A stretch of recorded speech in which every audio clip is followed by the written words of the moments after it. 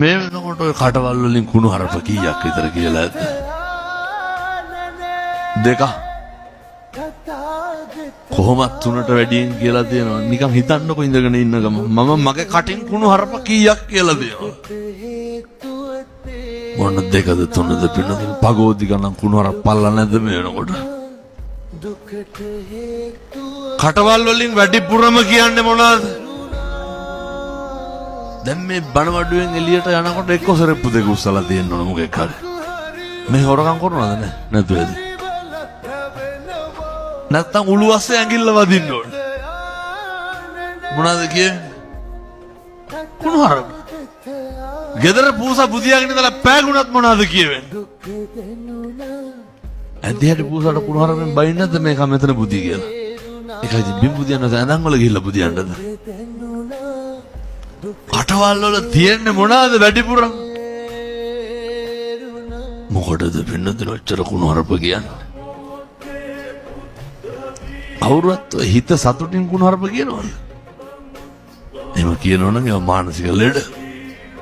මතක තියාගන්න. කවදාවත් කිසි කෙනෙකුට කටක් කරලා කුණු හරපෙන් බයින්න එපා. මේ කරන කියන හැම එකක්ම මේකත් කියන්නම් අර මේ පැතිවල බොනවා කියලා කිව්ව හින්දා තාත්තලා.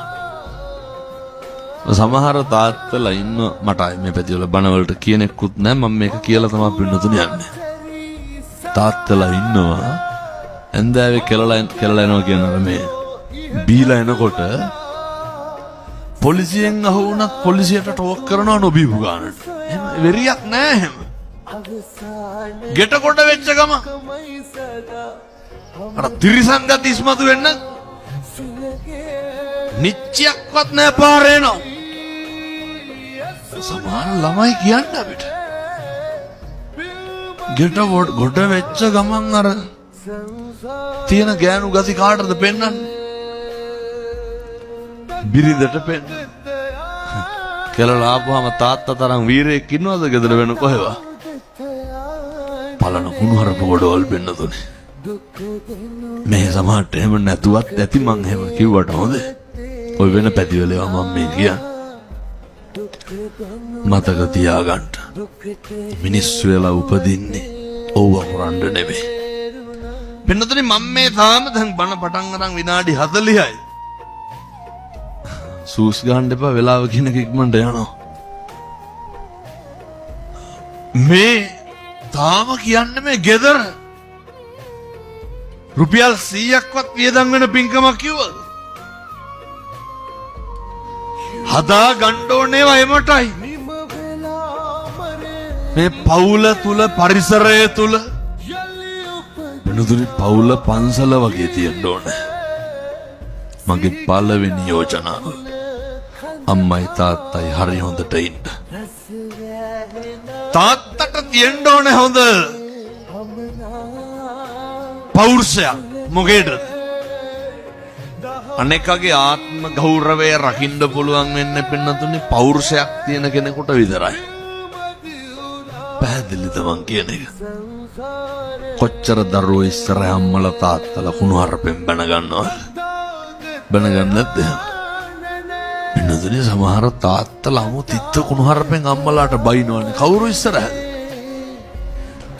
රට පහක මිනිස්සු පාවලා දීලා බයිනවා දරුවෝ ඉස්සරහ කාටද? අම්මට.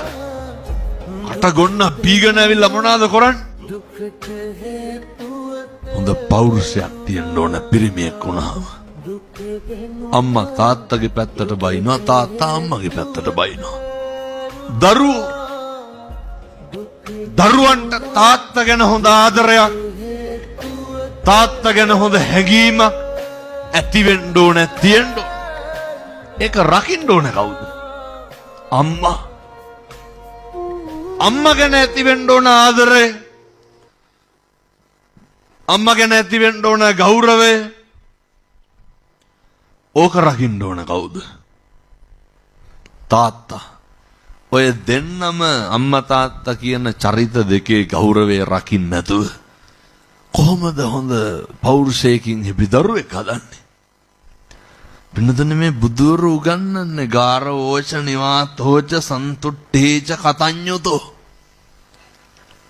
නිහතමානී වෙන්නලු ගරු කරන්න පුරුදු වෙන්නලු. කොහෙන්ද ඉගෙන ගන්න ඕනේ?